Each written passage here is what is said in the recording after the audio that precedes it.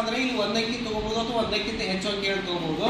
ಇದು ಗುಣ್ಯ, ಇದು ಗುಣಕ್ಕೆ ಏನಾಗಿರ್ತದಪ್ಪ ಅಂತಂದ್ರೆ ಒಂದಕ್ಕಿಂತ ಹೆಚ್ಚು ತಗೋಬಹುದು.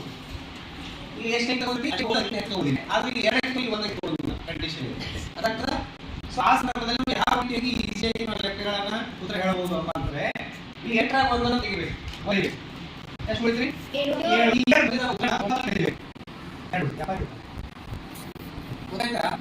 37 ಎಲ್ಲ ಬರಲಿ. ಈ 30 ಇರಲಿ 31 9 2 8 9 ಇದನ್ನ ನೋಡಿ 24 ಎಷ್ಟು ತೆಗಿಬೇಕು? ಎಷ್ಟು ಅಂದ್ರೆ 23. ನೆಕ್ಸ್ಟ್ 22 ಇದರಲ್ಲಿ ತೆಗಿಬೇಕು. 3 2 7 ಮಾಡೋದು ನಾವು ಬಂದಂತ ಉತ್ತರವನ್ನ ಮನಸ್ಸಿಗೆ ಹಾಕೋದು.